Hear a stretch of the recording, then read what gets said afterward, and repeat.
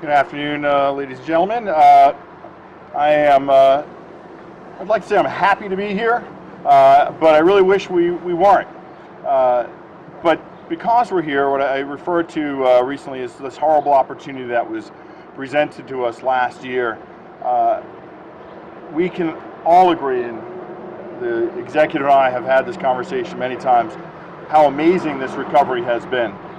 That a year since the devastating flood and the amazing damage that was done to this community, where many of us walked up and down the street and just wondered, could we ever recover?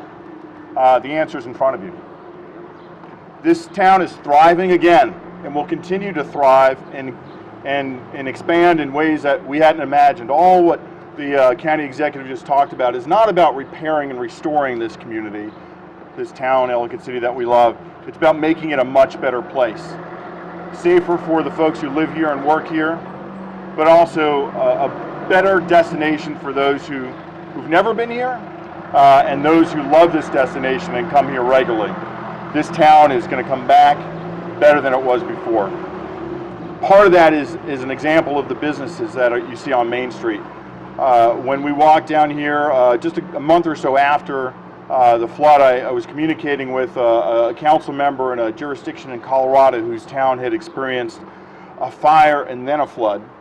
And she said the biggest part was the businesses. And I said, well, how are yours doing? She said, 3 years out, we're about 50%. Well, we are 1 year out, and we're at 93% of the businesses open, operating, and some of them having amazing years in the business that they're doing. Now, we did lose some businesses that could not come back for a variety of reasons, but we have a whole bunch of new businesses that have added a new vibrancy, a new feel to the town, to the street, and have already made their mark and will continue to make their mark as we go forward. So I'm excited when I walk up and down the street. Sometimes you get a little confused. Some businesses have moved, right? So they were in one place, now they're in another place, but everybody who has come back strong. And the new businesses that have joined us are offering new services and some exciting new products as well. One of the things that we have to take time to do is to thank the people that gave of themselves, their time, their energy, their money. The thousands of people who flooded, I use that term literally, with a bit of tongue-in-cheek, the town afterwards to help clean up. Just in those days right after the storm, even the idea of cleaning the street and picking up the debris, it seemed overwhelming. But when you came down the days following, when volunteers started hitting the street, it was like a swarm of ants. Everywhere there were people who had a connection or just a compelling reason to come and be a part of what was happening here in our town. And they made a difference, a huge difference.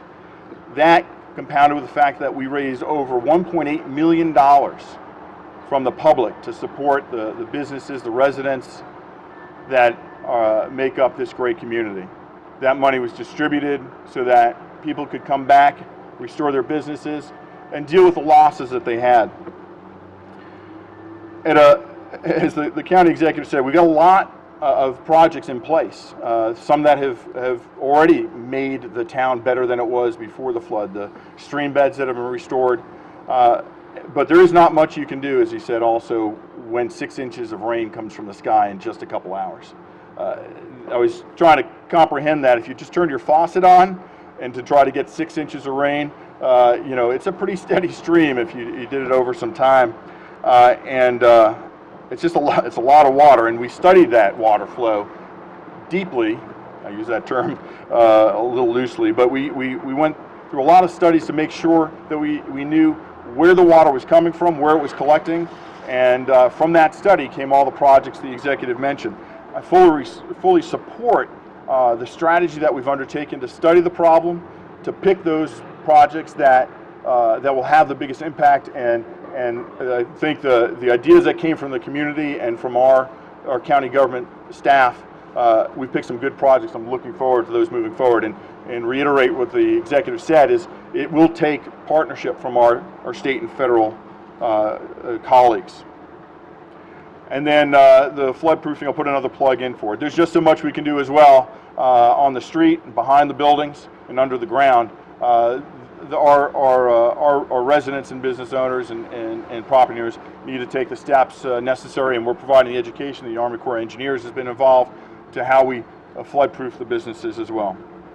So I'll just wrap up by saying that, one, I'm deeply honored to represent this district, and I live just up the street. I picked where I live because of Main Street. My wife and I, when we were looking to move from Columbia, we had spent so much time on Main Street, we're like, we might as well move close enough so we can get there a lot quicker. I'm actually a neighbor of Joe Herr, the chief who came back into service for our community to help us recover. But the one thing that I think everybody will agree as well is the buildings are in better shape than they were a year ago, for sure. The streets back in service, the sidewalks are walkable, but the spirit that makes this community Ellicott City is indestructible, and we've learned that over this last year, and for that I'm grateful, and I thank those of you who in the community have come back to restore your businesses and restore your faith in this community that we know and love.